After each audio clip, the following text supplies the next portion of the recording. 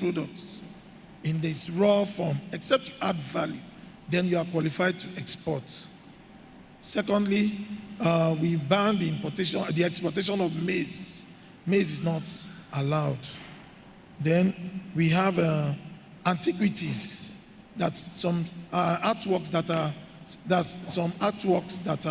that reflect the national image of the country, like the ones that were stolen that were taken off during the slave trade.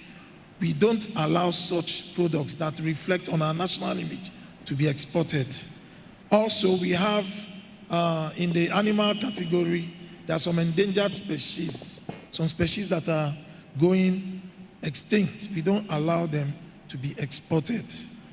Also, we do give, sorry, if I want to bring out, like I want to buttress, there's an incentive we give out.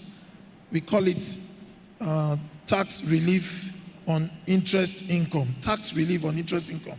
We want to encourage those in the manufacturing sector who are interested in taking loans from banks. We give them a certificate that shows that this product they want to produce is targeted for the export market. So they are giving some tax relief on some interest relief from the banks. And I believe this has been communicated to the banks. So that's a novel idea from the NEPC.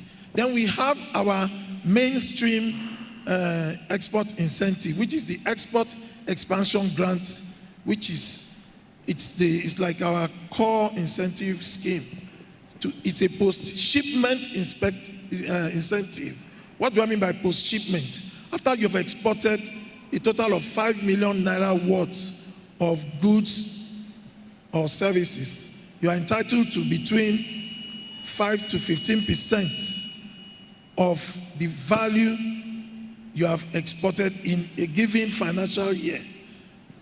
And it depends on the stage of value addition, the extent of value addition that determines the particular percentage you fall into. We have 5%, 7.5, 15%, depends if it's a raw commodity form, it attracts the lowest percentage. Then we have 7.5 and 15%, just depending on your value addition, as I said earlier. Thank you. So for someone who wants to go in the sector, are there funding opportunities that the NEPC helps them assess? Well, the one I mentioned earlier is like an incentive for after the export. We have a product called Export Development Fund. It's in our act, but due to I think it was in 2021, Abby, Ugo, is it 2021? You got the EDF, huh? Sorry. Okay, he didn't. Okay, one of our, you can testify. One of our exporters is a young at heart exporter. They call it Export Development Fund. It prepares you in terms of packaging, in terms of, preparing your product from its raw form for the export markets. For now, we have not begun the process of issuing this incentive, but as soon as it's done, we do inform the business community. It's a kind of a pre-shipment export incentive to prepare you in terms of advertising overseas, advertising the target market, doing a market research.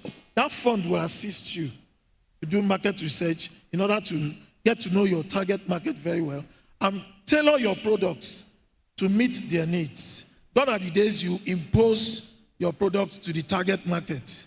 You must produce in line with what the buyer requires. Thank you very much. All right, a round of applause for him. Thank you for that insight and information. We'll move over to our SMEDAM Madam. It seems you are also a platform that brings together different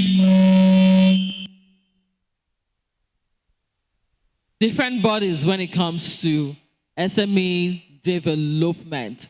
Now, you are not per se a funder yourself, but you are a platform that can link the SME to funders and other opportunities, and especially even grooming and skilling, SMEs and businesses. But what would you say at the opportunity through funding for businesses and SMEs?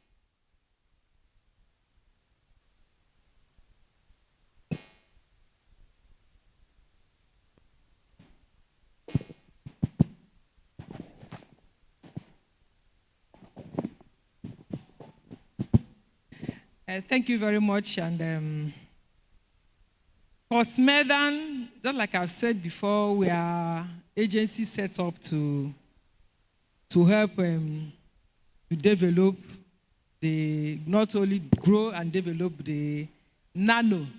No, we now have this nano, which I said before, 1 to 2. Nano, micro, small, and medium enterprises. For Smedan, we have a lot of programs.